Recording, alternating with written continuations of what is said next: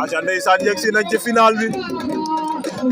diggante Laye Ndangaan Sokone Ninki Fata bu Ndiongon aca loolu combat revanche la de aca daaw lañ mujjee daje fale Bambougar Malick Laye Ndangaan moo ko daanoon ndeysaan tey ñu dajewaat fi final mulum que le meilleur gagne diggante Ninki Fata Laye Ndangaan waaw waaw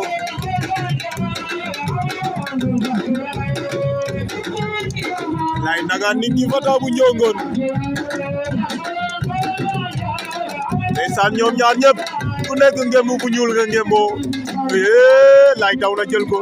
takk na ko Ninki bañ na waaw waaw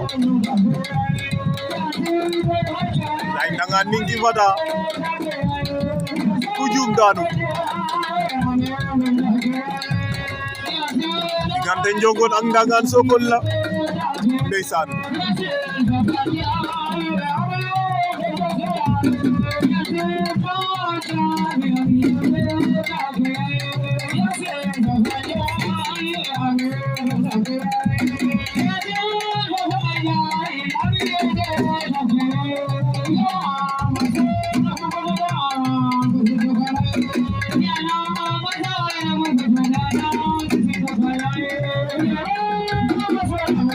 Laye Ndangaan Ninki Fata bu Ndiongon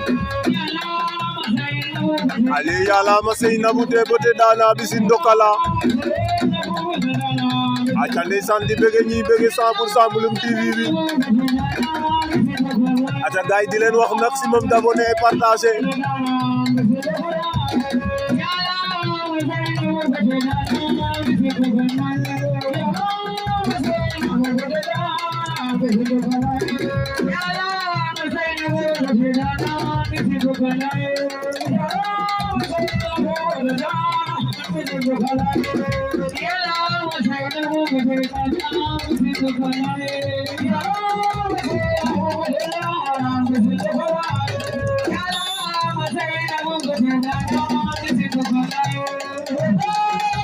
arbitre ba ngay wax ak ñoom nee na ngeen bëre te bàyyi seen caaxaan yi ngeen nekkee Ninki Fata jël na tànk ba Laye génnaat na ca Ninki am na ngemb Laye korosé na ko attention Laye Ndangaan Ninki Fata da lay caxabal le wala mu songole la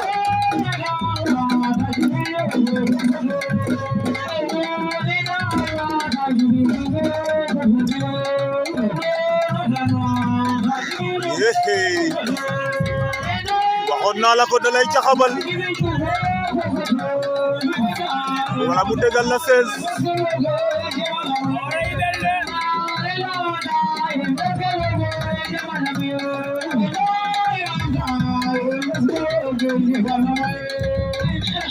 Ninki Fata kal na ko Laye bañ na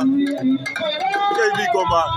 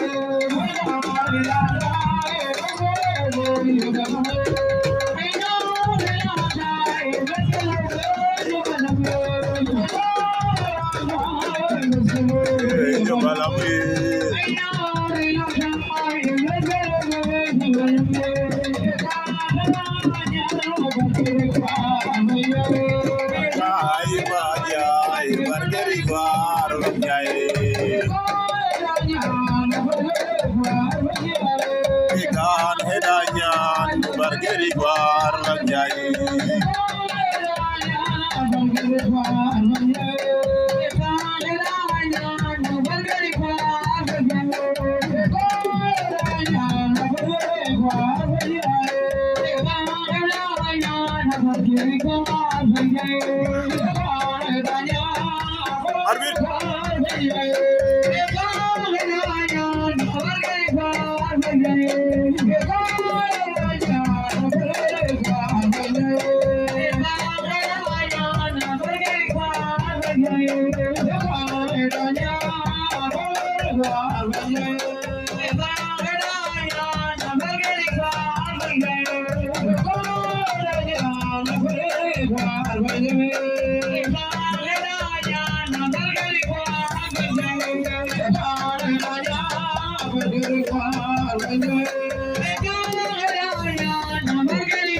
Ningi Fata takk na ko kay bi final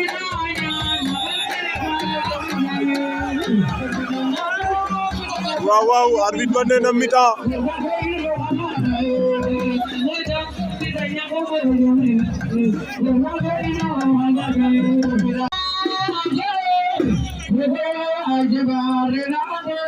aja ndeysaan deuxième round baa ngi noonu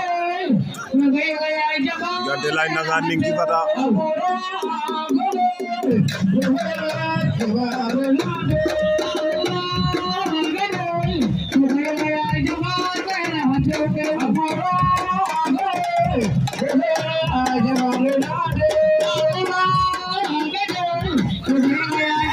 ndeysaan Ningi Fata daan na ko